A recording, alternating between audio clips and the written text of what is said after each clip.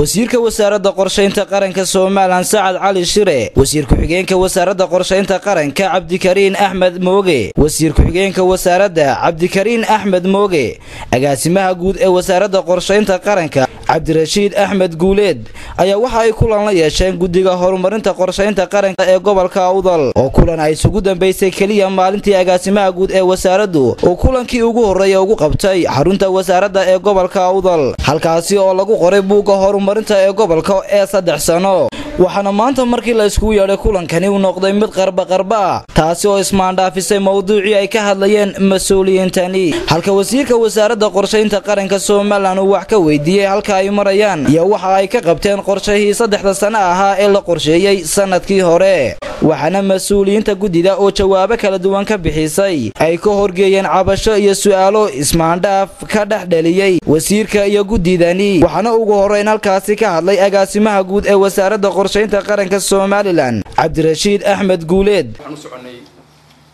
laba arrimood arrinka ugu horeeya wuxuu ahaa kormeer xafiiskayga ah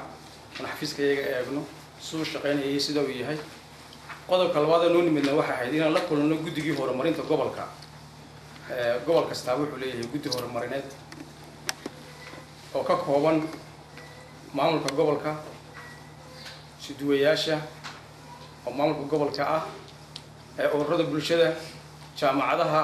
culimada aqoon-yahanada cid kasta ay ku jiraan wasiirka wasaaradda qorshaynta qaranka Soomaaliland Saacad Cali Shire iyo wasiir ku-xigeenka wasaaradda qorshaynta qaranka Soomaaliland Cabdikariin Axmed Mooge waxaana ka mid ah hadaladoodii waxaan leenahay 3 ujeedo ayaan ku nimi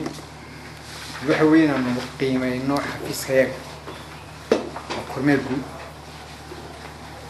midna waxa weyn aan qiimeeyno qorshihii gobolka sidii aynu u dhignay aynu ku talagalay in ku heshiinay sanadkeena soo dhaafay oo qorshaha 3 sanadooda 2014 ilaa 2016 iyadoo dees horeysan su'aalihi jawaab isweydiiyay socdaalkaygan wuxuu ka mid yahay socdaalahan ku maray gobolada bariga ee soo maray weli marad jixnuha dhay laakiin saaxil iyo togdheer iyo sool iyo sanaag waan soo maray waa ku faraxsanahay inaan qayb ka ahaado wadankan qorshihiisa qaranka waxaan doonayaa intaan wasiirkayga kusoo dhigay kelmadda inaan idin sheego dadku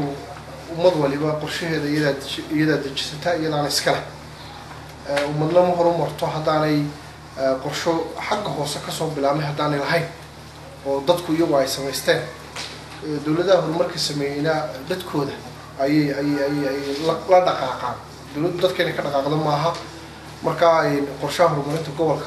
gudoomiyaha gobolka Awdal Saleebaan Maxamuud Ramaax ayaa isaguna halkaasi ka hadlay waxaana uu sheegay inuu ku cusub yahay gobolka isla markaasina ula jaan qaadi doono sida buugani wax looga qaban doono muddo wasiir muddadii yareeyay bil baa joogay anigu kulay laba guddi waan dhaqaajinay guddidana way noo harsanay waxaan rajaynayaa inuu noqon doono bilow wanaagsan maanta iyadoo kadis kulay socdaalkiisu nagu yahay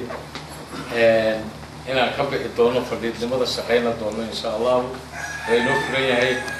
oo bilaabanayna wixii aynu hayno aaraa sidii wasiirku weydiiyay